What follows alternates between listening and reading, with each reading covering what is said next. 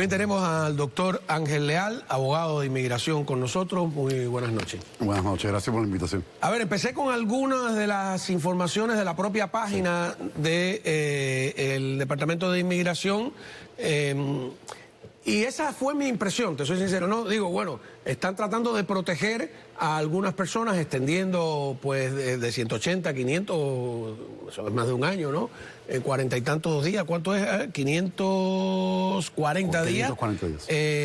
A los ciudadanos elegibles para extender los permisos de trabajo. Entonces, ¿qué es un ciudadano elegible sin tener una residencia o algo así para tener un permiso de trabajo? Son solicitantes de recursos inmigratorios y en realidad esta medida ya había existido pero de forma temporal y lo han hecho permanente. Y estamos hablando de solicitantes de residencia, asilo pendiente, personas con TPS. Entonces hay ciertas categorías que tienes derecho de pedir un permiso de trabajo, esas son algunas de ellas. ¿Y qué pasa? Que por tanta demora hay más de 9 millones de solicitudes pendientes con el Servicio de Inmigración. De esas, más de 1 millón son permisos de trabajo.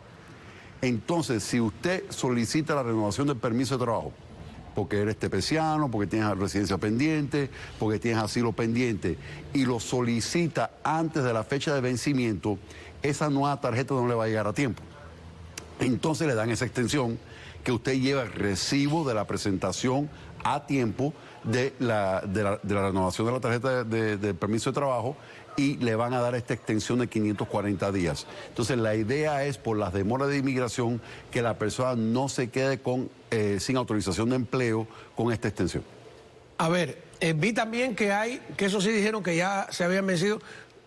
Entre unas y otras variantes, por un lado 60.000, otras 20.000, serían unos 80.000 visas para personas que vienen aquí a hacer máster, posgrados, PhD, etcétera. Dijeron, llenamos la cuota. ¿Cómo funciona eso? Esa es la visa H1B para profesionales especializados.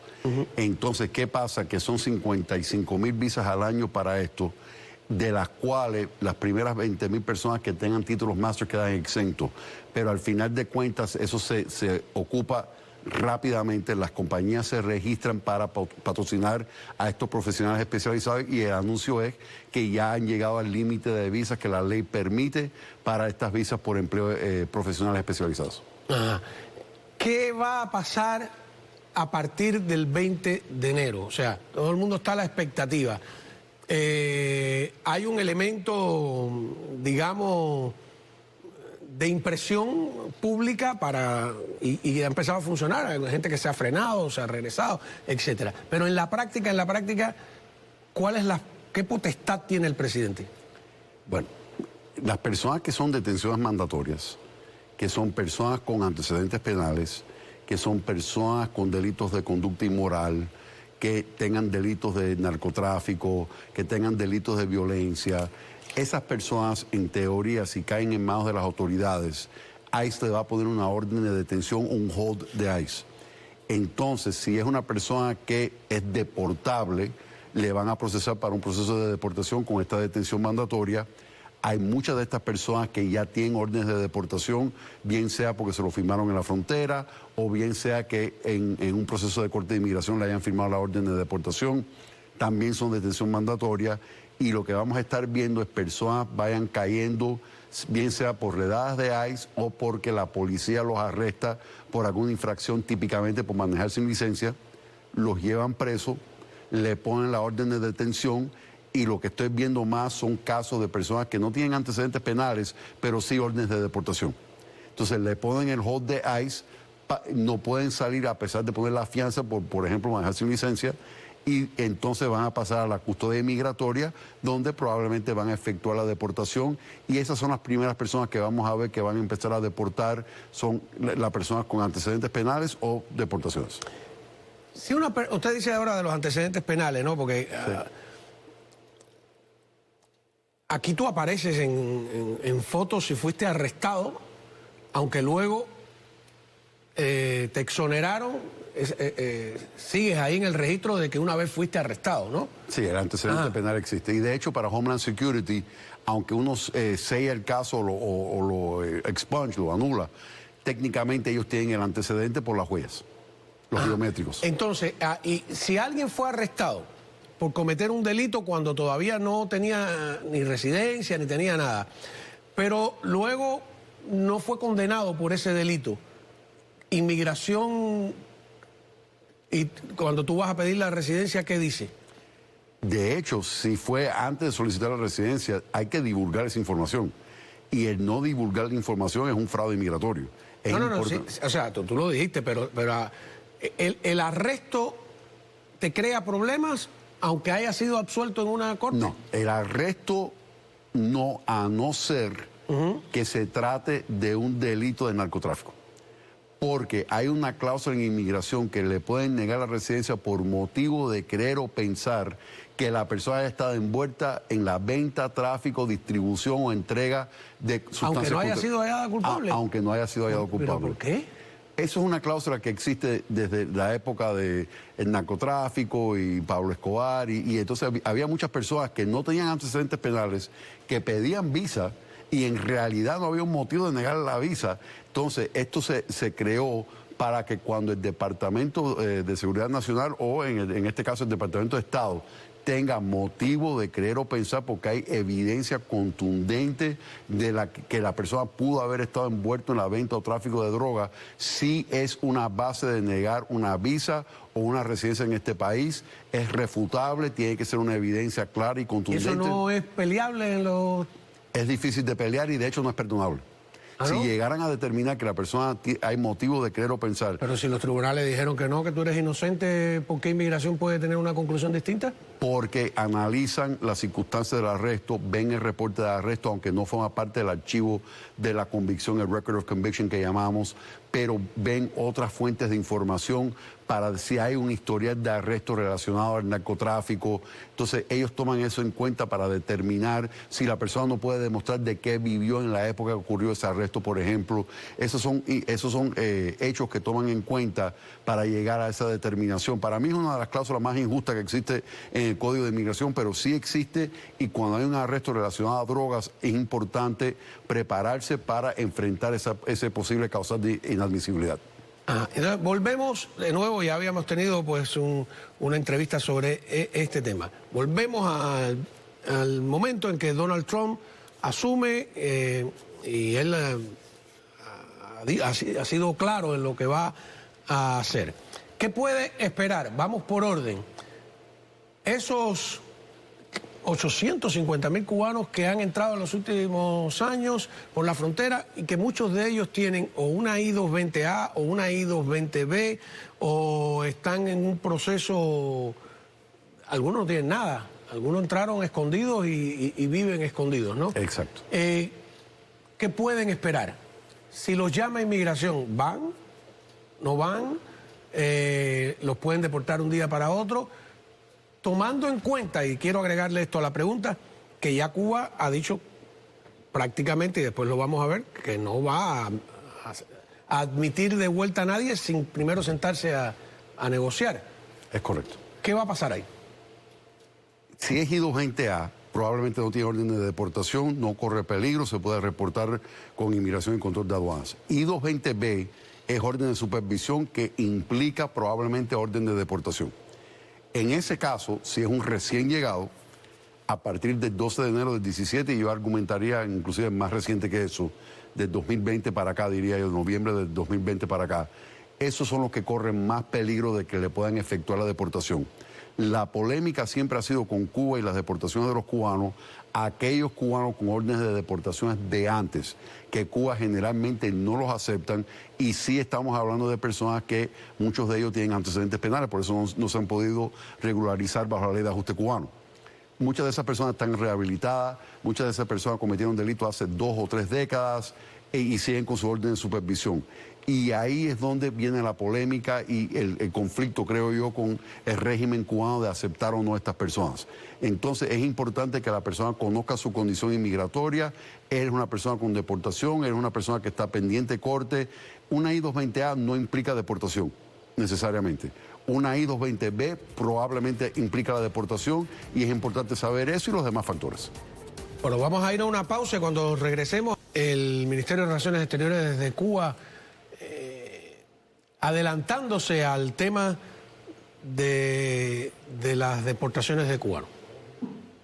En el diálogo no se habló de deportaciones masivas, pero nosotros hemos escuchado los planteamientos que algunos políticos en Estados Unidos han hecho sobre el tema.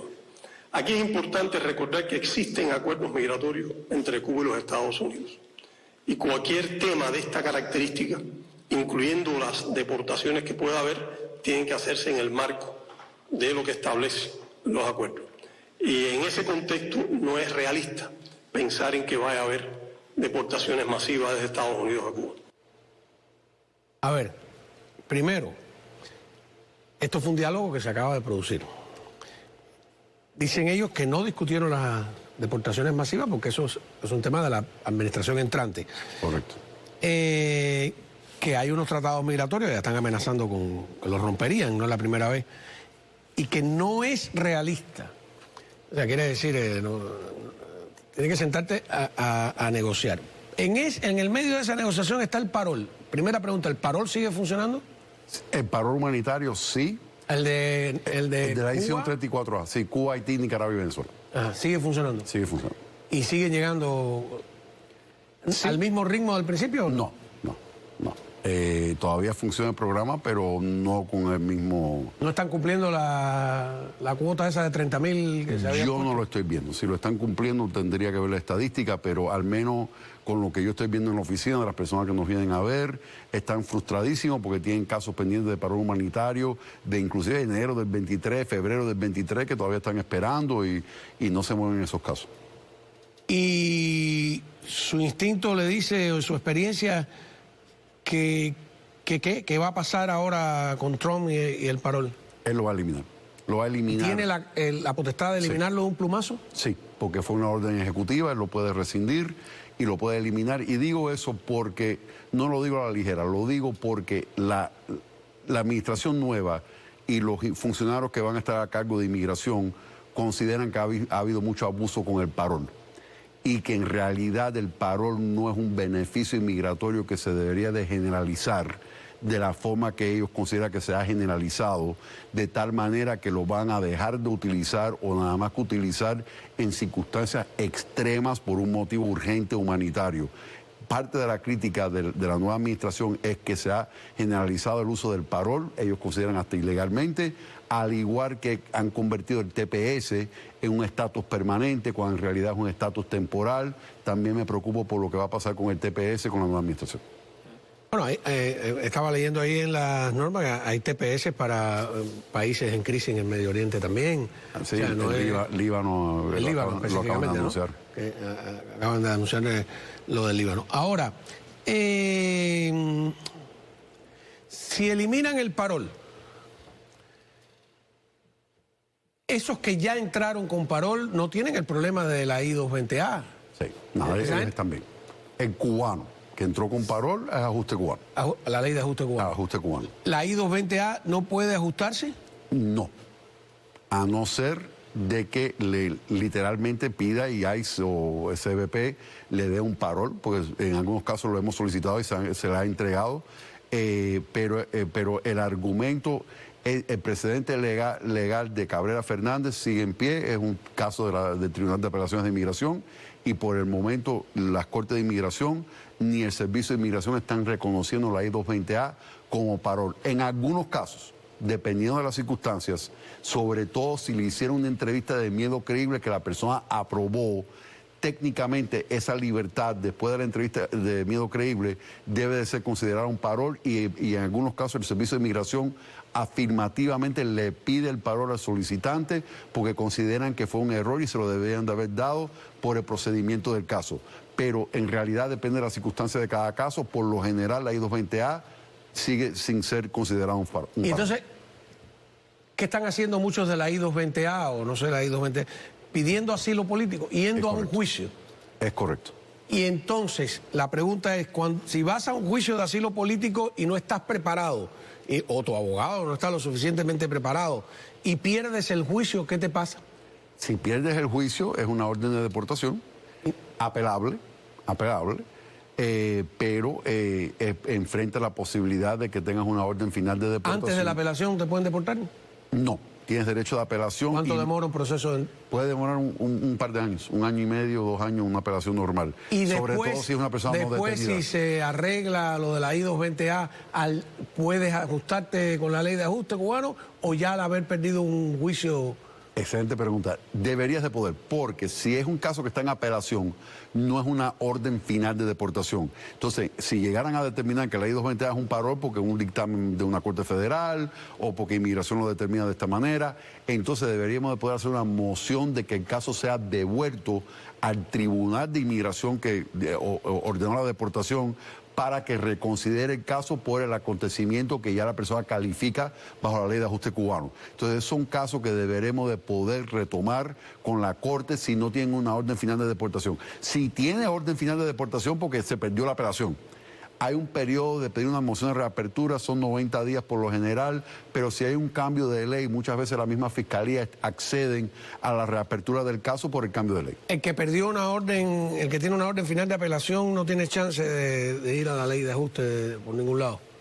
Si le llegaran a dar un parón, aunque es muy difícil ya con una orden final de deportación, pero estas mociones de reapertura se pueden intentar, generalmente es no más tarde de 90 días de la orden de deportación, 180 días por falta de comparecencia por circunstancias extraordinarias fuera de su control, en cualquier momento si la persona fue deportada en su ausencia por falta de aviso o en cualquier momento si la fiscalía accede a la moción de reapertura y en algunos casos extremos hacemos lo que llamamos un sua sponte motion, que es que le pedimos que la Corte por su propia cuenta reabra el caso porque la persona, el compareciente, presenta circunstancias extraordinarias que justifican la reapertura del caso. ¿Hay alguna cifra? Porque se ha hablado de 30.000, 40.000, pero ¿hay alguna cifra real de cuántos cubanos tienen una carta de deportación? Es la que yo entiendo, de 30 a 40.000 es el número que yo entiendo que exista.